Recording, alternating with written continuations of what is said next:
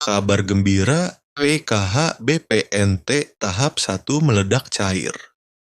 Rp600.000 di kartu KKS ini infonya. Halo Sobat Info Bansos terkini, apa kabar semuanya? Semoga selalu sehat dan dimudahkan segala urusannya. Kembali lagi di channel ini, tempatnya kita berbagi informasi terbaru dan terpercaya seputar bantuan sosial dari pemerintah. Nah, di video kali ini saya akan menyampaikan kabar gembira. Karena tepat hari ini, bulan Maret 2026, ada banyak sekali bantuan sosial yang cair untuk masyarakat penerima manfaat. Jadi, silakan disimak baik-baik, jangan sampai ketinggalan informasinya. Pertama, program Keluarga Harapan PKH. PKH kembali dicairkan untuk berbagai kategori. Mulai dari ibu hamil, balita usia 0 sampai 6 tahun, lansia di atas 60 tahun, penyandang disabilitas berat, hingga anak-anak sekolah dari tingkat SD, SMP, sampai SMA. Nominal bantuannya tentu berbeda-beda sesuai dengan komponen masing-masing keluarga. Pastikan dicek melalui buku tabungan atau ATM di Bank Himbara, yaitu BRI, BNI, Mandiri, maupun BTN. Kedua, bantuan pangan non-tunai, BPNT, atau kartu sembako. Untuk penerima BPNT, saldo sudah mulai masuk dan bisa dibelanjakan melalui e-warung atau agen yang sudah ditunjuk. Bantuan ini biasanya berupa saldo senilai Rp200.000 setiap bulan untuk memenuhi kebutuhan pangan pokok seperti beras, telur, dan bahan pokok lainnya. Ketiga, bantuan langsung, tunai dana desa. Beberapa desa sudah menyalurkan BLTDD tahap bulan Maret. Jadi bagi keluarga penerima manfaat di tingkat desa, segera konfirmasi ke kantor desa atau cek informasi dari perangkat desa setempat. BLT ini diberikan untuk membantu meringankan kebutuhan hidup sehari-hari, terutama bagi keluarga yang masuk kategori miskin dan rentan. Keempat, bansos pangan beras 10 kg. Selain bantuan tunai, ada juga bansos beras 10 kg dan minyak 2 liter yang disalurkan melalui Bulog. Beberapa wilayah sudah menerima distribusi langsung, baik diambil melalui kantor desa, kantor kelurahan, atau diantar ke rumah masing-masing penerima. Nah, sobat semua, itu tadi beberapa bantuan sosial yang cair di bulan Maret 2026 ini. Jangan lupa untuk selalu mengecek status bantuan melalui aplikasi Cek Bansos Kemensos atau langsung menanyakan ke pihak desa dan kelurahan agar tidak ketinggalan informasi. 7 bansos yang berlanjut di 2026, pemerintah memastikan bahwa bantuan yang bersifat fundamental dan struktural akan tetap berjalan. Ini adalah jaring pengaman utama bagi masyarakat rentan. Program bantuan yang akan cair di 2026 diantaranya itu yang pertama, program Keluarga Harapan PKH.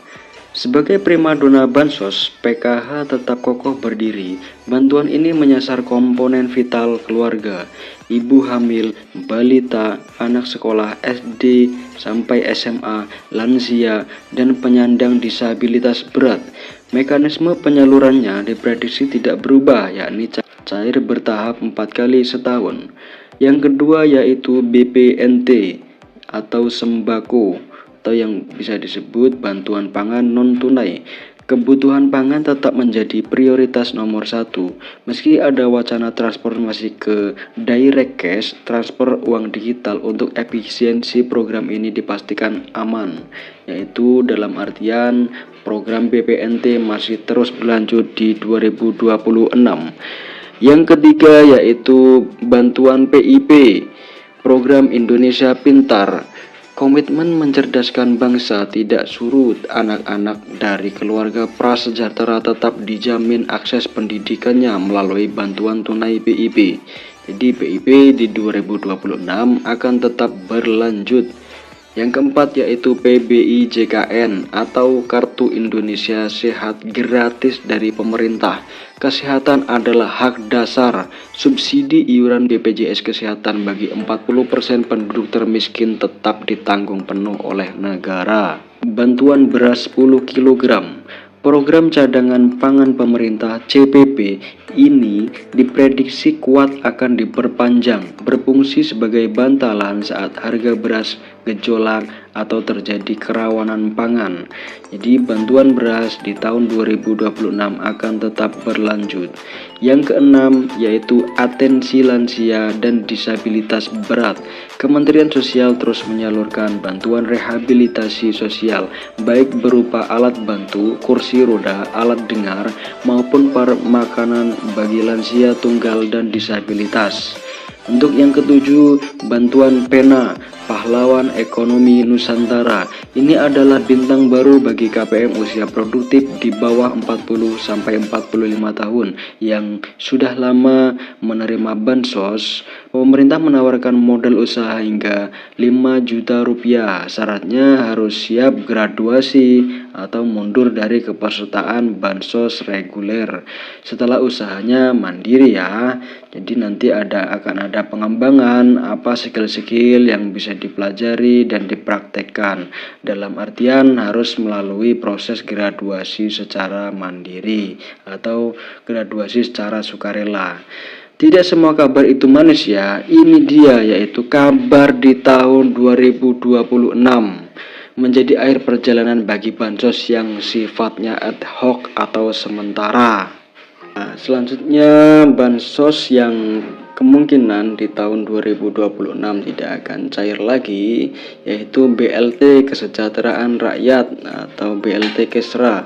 BLT mitigasi bantuan tunai tambahan yang sering cair di momen tertentu seperti saat inflasi tinggi atau El Nino dikabarkan berhenti total per 31 Desember 2025.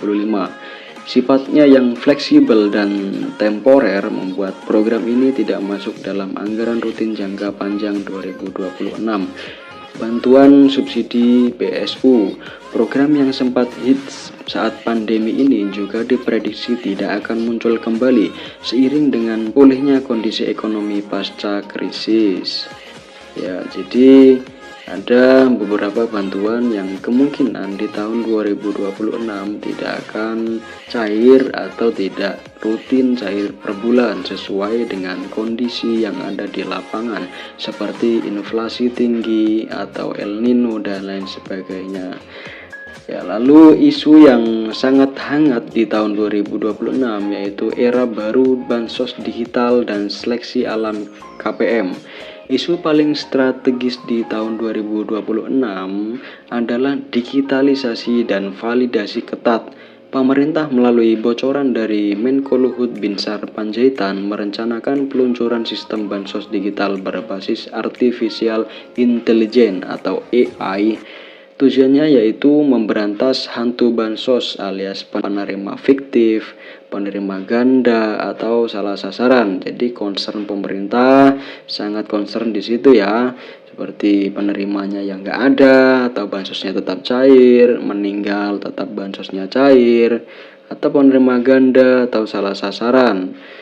Itu pasti menjadi concern agar efisiensi menggunakan Artificial Intelligence. Apa konsekuensinya bagi KPM jadi KPM yang terdeteksi sudah mampu secara ekonomi, memiliki aset, gaji UMR atau di atas UMR dan lain sebagainya yang intinya mampu akan langsung dinonaktifkan dari DTKS, data terpadu kesejahteraan sosial. Fokus pemerintah bergeser dari sekedar menyalurkan bantuan menjadi mencetak keluarga yang mandiri secara ekonomi.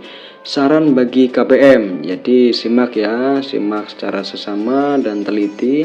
Saran bagi KPM, jangan terlena, pastikan data kependudukan Anda, KK, KTP Anda valid ya dan terbaru.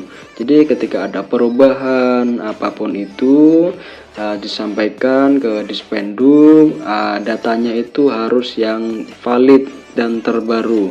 Bagi yang masih muda dan produktif, manfaatkan program Pena untuk memulai usaha. Jadi bantuan itu bukan gaji ya sahabat. Sobat Bansos semuanya, jadi jangan terlalu mengandalkan bantuan sosial dari pemerintah. Gunakanlah bantuan sosial itu untuk produktivitas Anda, membantu ekonomi Anda, membantu usaha Anda agar Anda berkembang dan usaha Anda juga berkembang, dan nantinya ekonomi Anda juga berkembang dan stabil. Karena di masa depan bansos tunai murni akan semakin diperketat seleksinya. Jadi tidak semua orang serta-merta gampang untuk menerima bansos ini. Ya, mungkin itu saja pembahasan dari saya. Jika pembahasan saya kurang jelas atau sobat semua ada pertanyaan yang seputar bansos, saya selalu terbuka. Ya, mungkin itu saja dari saya. Kurang lebihnya mohon maaf apabila ada kata-kata yang kurang berkenan. Dari saya, wassalamualaikum warahmatullahi wabarakatuh. Salam sejahtera, salam tepat sasaran.